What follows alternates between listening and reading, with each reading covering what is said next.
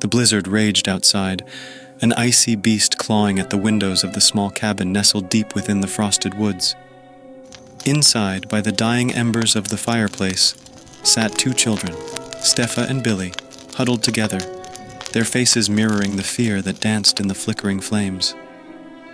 Their father, Jack, his voice lowered to a chilling whisper, wove a tale that would forever alter their perception of Christmas. "There are creatures," Jack began, "who lurk in the shadows, far from the warmth and merriment we associate with Christmas. They feast on fear and doubt, their names whispered only in hushed tones, like the Grither." Stefa and Billy shivered, their young minds conjuring grotesque images of the unseen monster. Jack continued, his voice dropping to a barely audible murmur. "The Grither is a hulking beast, shrouded in darkness, with eyes like burning coals and teeth like sharpened daggers.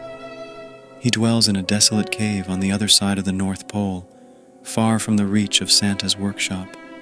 Stefa's hand trembled as she clutched her brother's arm tighter. "But why?"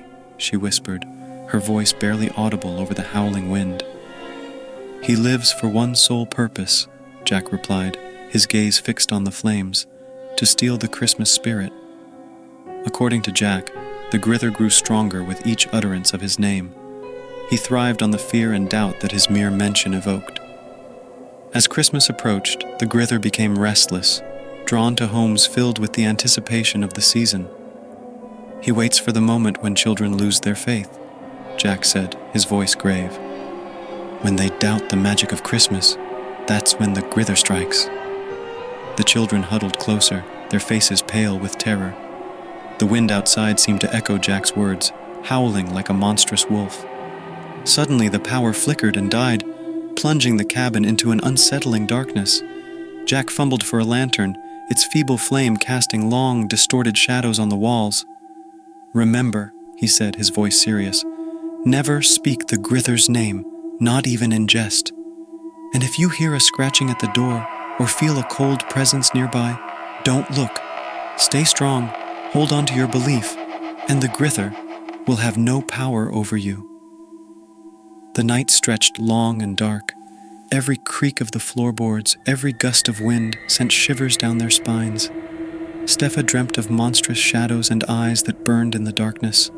As dawn finally broke, bathing the snow-covered landscape in a soft, pale light, the storm subsided.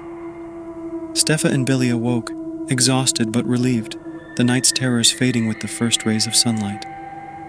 "See," Billy whispered, a faint smile playing on his lips. "There is no Grither. The night is over." Stefa nodded, a sense of relief washing over her. "We survived," she said, her voice filled with a newfound strength. But just as she finished her sentence, the headlights of a car cut through the darkness, briefly illuminating the cabin. The engine sputtered and died, and then silence.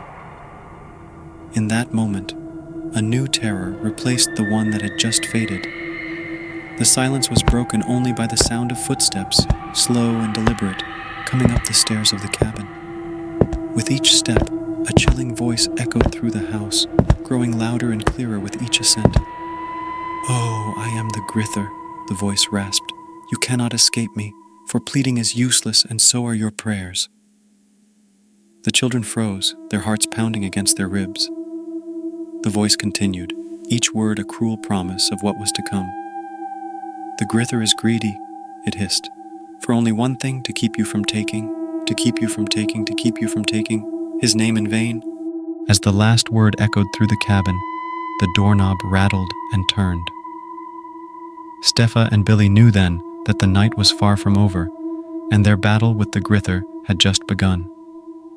The first rays of dawn, they realized, were not a sign of hope, but a prelude to a new and terrifying darkness. As we reach the conclusion of The Story of the Grither, the chilling presence of the unseen may still linger in your thoughts. From the icy grip of fear that enveloped the cabin to the haunting voice that pierced the night, this tale peeled back the veneer of holiday joy, revealing the hidden terrors lurking beneath. If this spine-chilling narrative has left you checking over your shoulder, consider staying tuned for more tales that delve into the mysteries of the unknown. As we bid adieu to this unsettling encounter, remember, sometimes the most terrifying entities are the ones we cannot comprehend. Thank you for joining us on this haunting escapade, wishing you courage and a heart unshaken by the unseen. This is your host, Old Nicholas Black, inviting you to stay tuned and embracing the enigmatic shadows of the holiday season.